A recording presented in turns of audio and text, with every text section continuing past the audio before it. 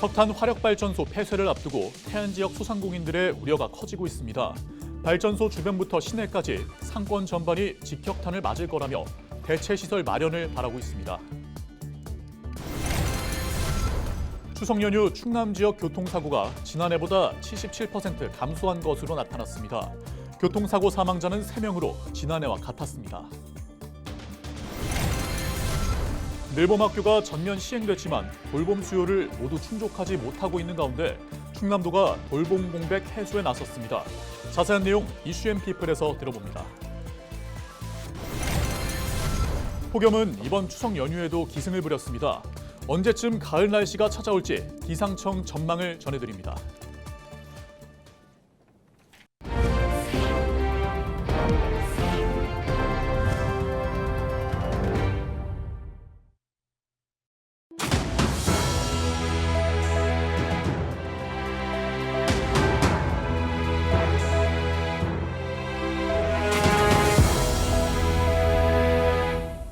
시청자 여러분 안녕하십니까? 헬로티비 충남 뉴스입니다.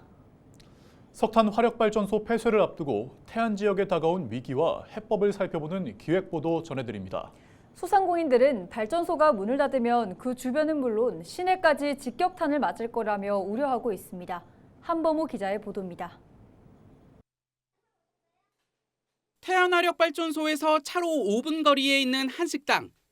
계산대에 장부 10여 개가 꽂혀 있습니다. 발전소 각 부서와 협력업체들이 식사한 메뉴와 가격을 적어놓은 것들입니다. 이곳을 찾는 손님은 하루 평균 100명가량. 거의 다 발전소 직원과 관계자들입니다. 업체별로 나와가지고 이렇게 식사를 이렇게 뭐 외부 손님이 왔을 때 여기 또 오고 그다음에는 뭐 가끔 보면 이렇게 이제 거의 회식 이제 하청 업체 같은 경우에는 월로 계산하는데 세금 계산서도 발행하고.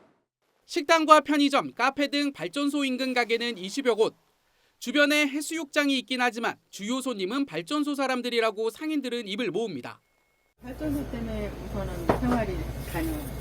발전소가 사라지면 하단포나 태안 경제가 휘청거려요.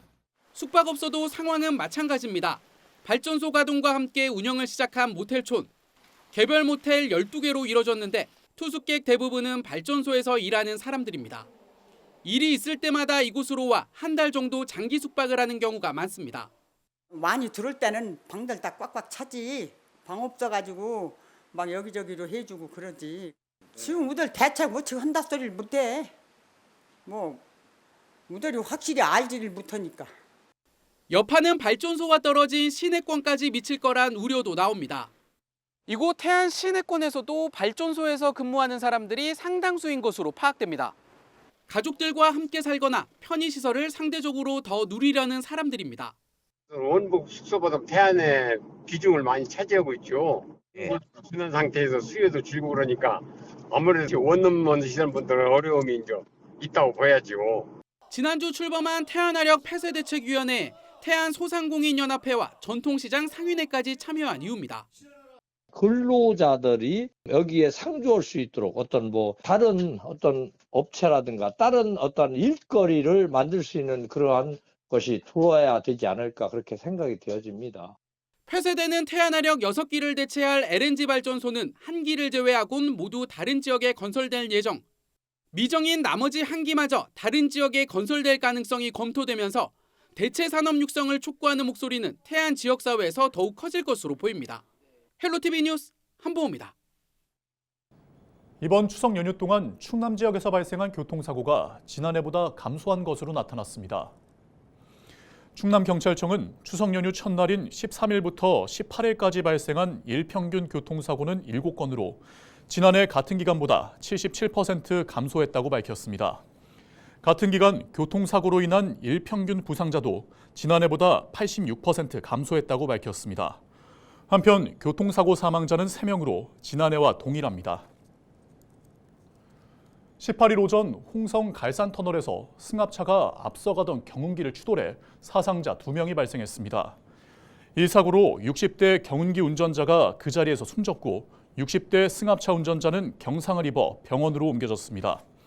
경찰은 승합차 운전자를 대상으로 정확한 사고 원인을 조사하고 있습니다.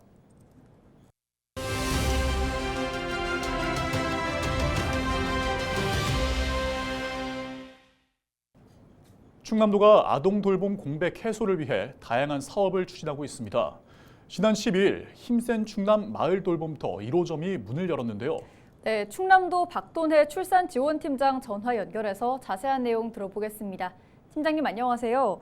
먼저 힘센 충남 마을 돌봄터가 어떤 곳인지 소개 부탁드립니다. 네, 힘센 충남 마을 돌봄터는 2026년 늘범학교가 전면 시행되지만 현재의 학교 시설로는 돌봄 수요를 모두 충족하기 어려운 상황에 따라 힘센 충남 풀케어 돌봄 정책의 일환으로 충청남도가 올해 처음으로 시작한 사업입니다. 네. 휴폐원 어린이집이나 종교시설 등 지역 내 인프라와 다양한 인적, 물적 자원을 연계하여 공동체 의식에 기반한 지속 가능한 돌봄 인프라를 구축하기 위한 사업인데요. 지난 12일 홍성군 홍부급 내포신도시에 위치한 평안하고 든든한 교회에 힘센 충남 마을 돌봄터 1호점이 개소했습니다. 네, 그렇다면 힘센 충남 마을 돌봄터는 어떻게 운영이 되는 걸까요? 힘센 충남 마을 돌봄터는 초등학교 1학년에서 6학년 아동을 대상으로 교육 프로그램과 돌봄 서비스, 식사 등을 제공합니다. 1호 힘센 충남 마을 돌봄터인 평안하고 든든한 교회는 오후 1시부터 10시까지 초등학생 20여 명을 대상으로 창의과학, 공예, 체육활동, 경제교육 등의 프로그램을 진행하게 되는데요. 네. 이를 위해 교회 측에서는 전담 인력 1명과 돌봄교사 2명을 채용하고 기존 공간을 활용해 돌봄교실 2개, 독서 휴게실, 단체 프로그램실, 급식실 등을 마련했습니다. 네, 더 많은 지역에서 이런 마을 돌봄터가 활성화되면 좋을 것 같은데요. 앞으로의 사업 계획도 짚어주시죠. 네, 충청남도는 올해 홍성과 천안 두 곳에서 종교시설과 폐원 어린이집을 활용하여 마을 돌봄터를 시범사업으로 시작하였고 내년에는 전 시군으로 확대할 예정이며 각 시군마다 거점 아동돌봄센터를 설치하여 돌봄이 필요한 아동이라면 누구나 365일 24시간 서비스를 받을 수 있도록 빈틈없는 돌봄 체계를 만들어갈 계획입니다.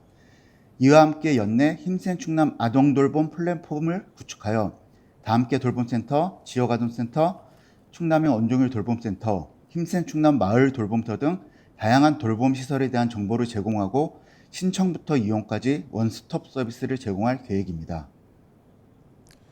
네, 말씀 감사합니다. 지금까지 박돈혜 출산지원팀장과 이야기 나눴습니다.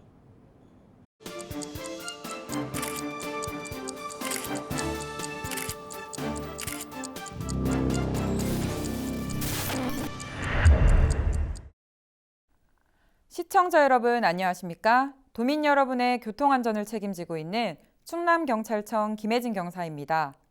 사고 현장이 담긴 블랙박스 영상을 통해 교통안전 수칙을 점검해보는 시간. 오늘의 첫 번째 영상부터 만나보겠습니다. 지난 10월 부여의 한 회전교차로에서 일어난 사고입니다. 블랙박스 차량이 회전교차로 안쪽 차로를 진행하다 바깥 차로로 진출하는 순간 교차로에 진입하는 오토바이와 충돌하는데요. 회전교차로가 많아지고 있지만 진입할 때는 양보, 주행할 때는 서행 등 통행 방법을 정확히 모르는 운전자가 많아 사고가 끊이질 않고 있습니다. 또 다른 회전교차로 사고 영상 이어서 보겠습니다.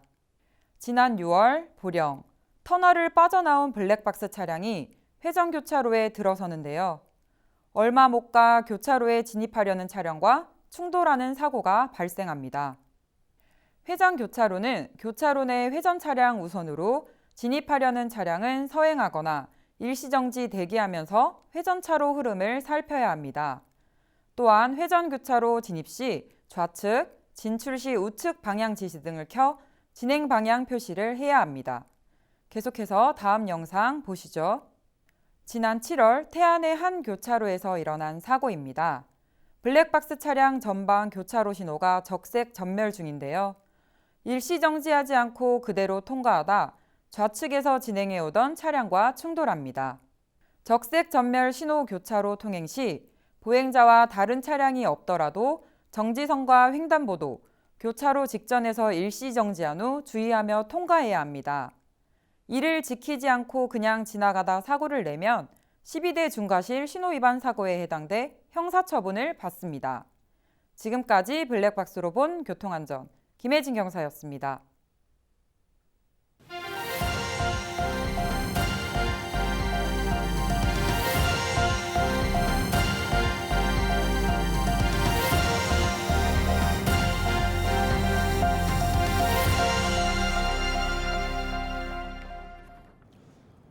이번 추석 연휴는 유례없는 폭염에 무더위가 기승을 부렸죠.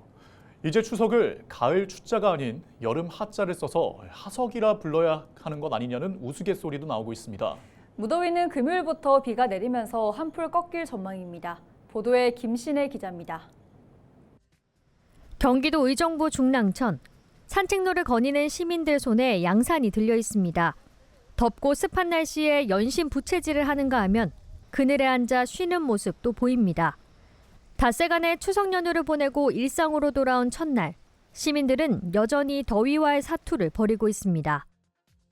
그전 때 에어컨 같은 거 그렇게 안 틀었었는데 이번에는 뭐 애들이 오니까 하루 종일 틀어놨었죠. 나간 게 산 같은 이런 데 간 게 아니고 실내 먼데 그런데 에어컨이 틀린데 그쪽 쪽으로 많이 갔어요. 더위 정말 무서워요. 올해 무서워서 밖에 못 나가겠어요. 음식도 못했어요. 애들한테는 미안하다 그랬어요. 못하겠더라고요. 올 추석은 완전히 다운됐어요. 제가 처음이에요. 처음 이런 적. 전국 대부분 지역에 폭염특보가 발효되면서 그야말로 역대급 무더위 속에서 보내야 했던 추석 연휴. 수도권과 충청권, 남부지방에는 최고 체감온도가 35도를 넘어 폭염경보가 내려졌습니다. 또 보은과 광주광역시, 구미와 통영, 수원 등은 하루 최고 기온이 34에서 35도를 기록하면서 역대 9월 기온 중 가장 높은 값을 경신하기도 했습니다. 우리나라 대기 상층에 따뜻한 고기압이 위치한 가운데 대기 하층에서도 북태평양 고기압 가장자리와 태풍 사이에서 고온 다습한 공기가 지속적으로 유입되면서 더운 날씨가 이어졌습니다. 기상청은 이번 더위가 20일부터 비가 내리면서 한풀 꺾일 것으로 전망했습니다. 이번 더위는 19일까지 이어지겠고 20일 기압골의 영향으로 비가 내리고 북쪽에서 찬 공기가 남하하면서 더위는 완화될 것으로 예상됩니다. 다만 비가 내린 뒤 다시 기온이 조금 올라 이달 말까지는 평년보다 2, 3도 높은 기온이 유지될 것으로 내다봤습니다. 헬로티비 뉴스 김신혜입니다. 예산군이 농림축산식품부가 주관하는 스마트 원예단지 조성 공모 사업에 선정됐습니다. 이번 사업은 시설 원예 경영체를 집적화해 경쟁력을 확보하기 위한 것으로 충남에서는 세 번째로 추진됩니다. 공모 선정에 따라 예산군 삽교읍 상성리에 약 30억 원이 투입돼 오는 2027년까지 축구장 8개 규모 스마트 원예단지가 건립될 예정입니다. 이곳에는 내포 농생명 융복합 산업 협력단지가 위치해 입주 연구기관, 기업 등과 상승 효과도 기대됩니다. 충남도가 농림축산식품부의 축산 악취 개선 사업 공모에 충남 3개 지역이 선정됐다고 밝혔습니다. 선정된 지역은 홍성과 태안, 논산 등이며 모두 10억 원의 국비를 확보했습니다. 특히 홍성군은 공모 시행 첫 해인 지난 2021년부터 5년 연속 해당 사업 공모에 선정됐습니다. 이번 사업은 가축 분뇨에 따른 환경오염 예방과 축산 악취로 인한 주민 불편 해소를 위해 마련됐습니다. 태안 안면도 백사장 대하축제가 오는 21일부터 9일 동안 안면읍 백사장항에서 열립니다. 올해로 23회째를 맞는 이번 축제에서는 대하와 꽃게 등 다양한 수산물을 즐길 수 있습니다. 또 맨손 물고기 잡기와 장어 옮겨담기, 노래자랑 등 다양한 체험 행사가 진행되며 지역 예술인과 지역 가수의 공연도 진행될 예정입니다. 태안 안면도 자연휴양림이 새 단장을 하고 가을철 이용객 맞이에 나섰습니다.